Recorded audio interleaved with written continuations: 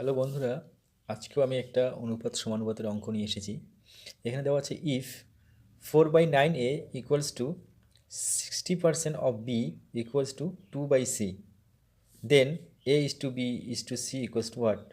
a is to B is to C এর মান বের করতে হবে। তো এখানে মানগুলো অপশনে দেওয়া আছে। যাই হোক, কীভাবে আমরা অঙ্কটা করব সেখানে যাওয়া যাক। তো প্রথমে দেওয়া আছে 4/9a, এটাকে আমরা এইভাবে লিখতে পারি 4a/9, 9 তারপরে সমান সমান দিয়ে 60% অফ বি, এটাকে আমরা লিখতে পারি 60% মানে কি 60/100, তার সঙ্গে বিটা গুণ হয়ে গেলে বি এখানে থাকবে, হয়ে গেল। আর 2/5c, তো এটাকেও আমরা লিখতে পারি 2c/5, হয়ে গেল। এবারে আমরা যেটা করব, সবার আগে এটাকে আমরা কাটতে পারি। 0 0 প্রথমে কেটে দিই, 3 দুগুণে 6, 5 দুগুণে 10, 5।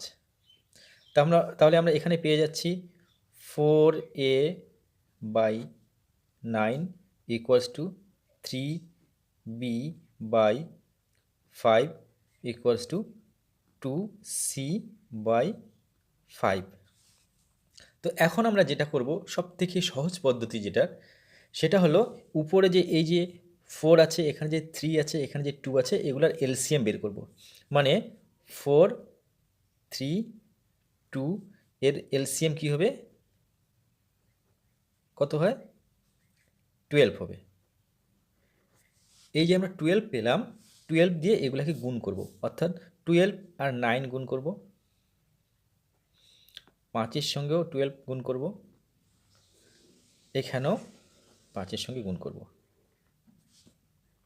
তাহলে যদি গুণ করি, তাহলে গুণ করার আগে দেখতে হবে উপর নিচ কাটা যায় কি না।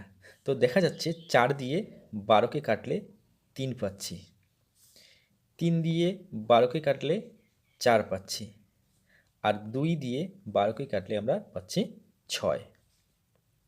এবারে আমরা যদি দেখি, তাহলে এখানে উপরে থাকছে এ, নিচে থেকে 9 আর 3 গুণ করলে 27 ইকুয়ালস টু, এখানে উপরে থাকি বি, 5 আর 4 যদি গুণ করি, 4 5 20 ইকুয়ালস টু, এখানে থাকে সি, নিচে 5 আর 6 যদি গুণ করি, 5 6 পাচ্ছি আমরা 30। তো সুতরাং আমরা লিখতে পারি a is to B is to C equals to 27 is to 20 is to 30। এটাই হলো অ্যান্সার, অর্থাৎ ডি নাম্বার সঠিক উত্তর। বুঝতে পারলে? অঙ্কটি ভালো লাগলে অবশ্যই একটা লাইক দেবে, আর এই চ্যানেল বা এই পেজটিতে নতুন হলে ফলো অথবা সাবস্ক্রাইব করবে।